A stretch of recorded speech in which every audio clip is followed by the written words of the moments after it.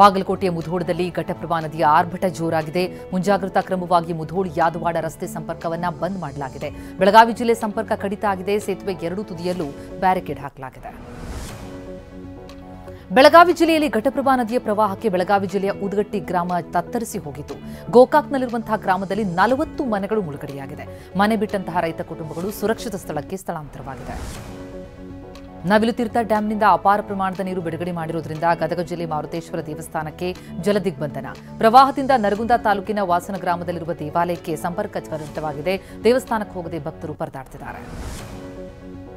ಮಲಪ್ರಭಾ ನದಿಯ ಪ್ರವಾಹಕ್ಕೆ ಗದಗ ಜಿಲ್ಲೆಯ ನರಗುಂದದಲ್ಲಿ ಬೆಳೆಯಲಾಗಿರುವ ಕಬ್ಬು ಬೆಳೆ ಜಲಾವೃತ ಆಗಿದೆ.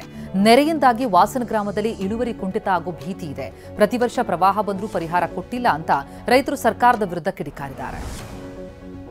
ಕೊಪ್ಪಳ ತಾಲೂಕಿನ ಶಿವಪುರ ಕೆರೆಯಲ್ಲಿ ಅನಧಿಕೃತವಾಗಿ ತೆಪ್ಪ ನಡೆಸಲಾಗ್ತಾ ಇದ್ದು, ಸಣಾಪುರ ಬಸಾಪುರ ಭಾಗದಲ್ಲಿ ರೆಸಾರ್ಟ್ಗಳಿಗೆ ದೇಶ ವಿದೇಶಗಳಿಂದ ಪ್ರವಾಸಿಗರು ಬರ್ತಾರೆ.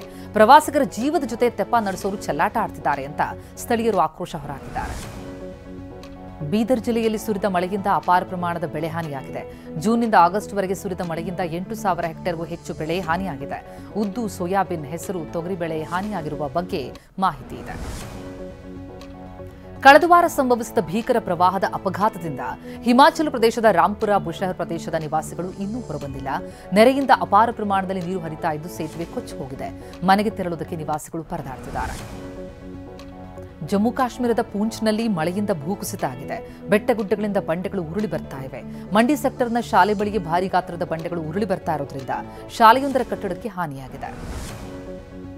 ವೈದ್ಯಕೀಯ ವಿದ್ಯಾರ್ಥಿನಿ ಅನನ್ಯ ಭಟ್ ನಾಪತ್ತೆ ಪ್ರಕರಣಕ್ಕೆ ಟ್ವಿಸ್ಟ್ ಸಿಕ್ಕಿದೆ. ಅನನ್ಯ ಭಟ್ ನಾಪತ್ತೆ ಪ್ರಕರಣ ವಾಪಸ್ ಪಡೆಯಲು ಸುಜಾತಾ ಭಟ್ ನಿರ್ಧರಿಸಿದ್ದಾರೆ ಅಂತ ಮೂಲಗಳು ತಿಳಿಸಿವೆ. ಈಗಾಗಲೇ ಪ್ರಕರಣಕ್ಕೆ ಸಂಬಂಧಪಟ್ಟಂತೆ ವಿಚಾರಣೆಗೆ ಹಾಜರಾಗುವಂತೆ ಎಸ್ಐಟಿ ಸುಜಾತಾ ಭಟ್ಗೆ ನೋಟಿಸ್ ಜಾರಿ ಮಾಡಿದೆ. ರಾಷ್ಟ್ರೀಯ ಹಿಂದೂ ಜಾಗರಣ ವೇದಿಕೆ ಅಧ್ಯಕ್ಷ ಮಹೇಶ್ ಶೆಟ್ಟಿ ತಿಮರೋಡಿ ಜಾಮೀನು ಭವಿಷ್ಯ ನಾಳೆ ನಿರ್ಧಾರ ಆಗುತ್ತೆ. ಬಿಜೆಪಿ ರಾಷ್ಟ್ರೀಯ ಸಂಘಟನಾ ಪ್ರಧಾನ ಕಾರ್ಯದರ್ಶಿ ಬಿಎಲ್ ಸಂತೋಷ್ ವಿರುದ್ಧ ಅವಹೇಳನಕಾರಿ ಹೇಳಿಕೆ ಕೊಟ್ಟಂತಹ ಆರೋಪದಡಿ ತಿಮ್ಮಾರೋಡಿಗೆ 14 ದಿನಗಳ ನ್ಯಾಯಾಂಗ ಬಂಧನವನ್ನು ವಿಧಿಸಲಾಗಿದೆ. ಮಹೇಶ್ ಶೆಟ್ಟಿ ತಿಮ್ಮಾರೋಡಿ ಬಂಧನದ ಹಿನ್ನೆಲೆ ಉಡುಪಿ ಬ್ರಹ್ಮಾವರ ಠಾಣಾ ವ್ಯಾಪ್ತಿಯಲ್ಲಿ ನಿಷೇಧಾಜ್ಞೆ ಜಾರಿ ಮಾಡಲಾಗಿದೆ. ಮಧ್ಯಾಹ್ನದವರೆಗೆ ಬ್ರಹ್ಮಾವರ ಠಾಣೆಗೆ 500 ಮೀಟರ್ ವ್ಯಾಪ್ತಿಯಲ್ಲಿ ನಿಷೇಧಾಜ್ಞೆ ಹೇರಲಾಗಿದೆ. ಕಾನೂನು ಸುವ್ಯವಸ್ಥೆ ಕಾಪಾಡುವ ದೃಷ್ಟಿಯಿಂದ ನಿಷೇಧಾಜ್ಞೆ ಜಾರಿಗೊಳಿಸಲಾಗಿದೆ. ನಿರೀಕ್ಷಣಾ ಜಾಮೀನು ಪಡೆದಿರುವ ಯೂಟ್ಯೂಬರ್ ಸಮೀರ್ ಇವತ್ತು ಬೆಳ್ತಂಗಡಿ ಪೊಲೀಸರ ವಿಚಾರಣೆಗೆ ಹಾಜರಾಗುವ ಸಾಧ್ಯತೆ ಇದೆ. ಸಮೀರ್ ಮೇಲೆ ಎಐ ವಿಡಿಯೋ ಸೃಷ್ಟಿಸಿ ಗಲಭೆಗೆ ಪ್ರಚೋದನೆ ಕೊಟ್ಟ ಆರೋಪ. ಈ ದೂರು ಸಂಬಂಧ ಸಮೀರ್ ವಿಚಾರಣೆಗೆ ಹಾಜರಾಗುವ ಸಾಧ್ಯತೆ ಇದ್ದು, ನಿನ್ನೆಯಷ್ಟೇ ಮಂಗಳೂರು ಕೋರ್ಟ್ ಸಮೀರ್ಗೆ ಷರತ್ತುಬದ್ಧ ಜಾಮೀನನ್ನು ಕೊಟ್ಟಿತ್ತು. ಇನ್ನು ಧರ್ಮಸ್ಥಳ ಗ್ರಾಮದಲ್ಲಿ ಶವಗಳನ್ನು ಹೂತಲಾಗಿದೆ ಅಂತ ದೂರು ಕೊಟ್ಟಿರುವಂತಹ ಮಾಸ್ಕ್ ಮ್ಯಾನ್ ಅನ್ನು ಎಸ್ಐಟಿ ಅಧಿಕಾರಿಗಳು ತೀವ್ರ ವಿಚಾರಣೆಗೊಳಪಡಿಸಿದ್ದಾರೆ. ಬೆಳ್ತಂಗಡಿಯಲ್ಲಿರುವಂತಹ ಎಸ್ಐಟಿ ಠಾಣೆಯಲ್ಲಿ ನಿನ್ನೆ ರಾತ್ರಿ 9 ಗಂಟೆಯವರೆಗೆ ವಿಚಾರಣೆಯಾಗಿದೆ. ಇವತ್ತು ಕೂಡ ಎಸ್ಐಟಿಯಿಂದ ಮಾಸ್ಕ್ ಮ್ಯಾನ್ ವಿಚಾರಣೆ ಸಾಧ್ಯತೆ ಇದೆ. ಹಣ ಅಕ್ರಮ ವರ್ಗಾವಣೆ ಗೇಮ್ ಆಪ್ ಕೇಸ್ಗಳ ಸಂಬಂಧಪಟ್ಟಂತೆ ಚಿತ್ರದುರ್ಗ ಕಾಂಗ್ರೆಸ್ ಶಾಸಕ ಕೆಸಿ ವೀರೇಂದ್ರ ನಿವಾಸದ ಮೇಲೆ ಇಡಿ ದಾಳಿಯಾಗಿದೆ. ಚಳ್ಳಕೆರೆ ಪಟ್ಟಣದಲ್ಲಿರುವಂತಹ 4 ನಿವಾಸಗಳಲ್ಲಿ ಶೋಧ ನಡೆಸಲಾಗ್ತಾ ಇದೆ.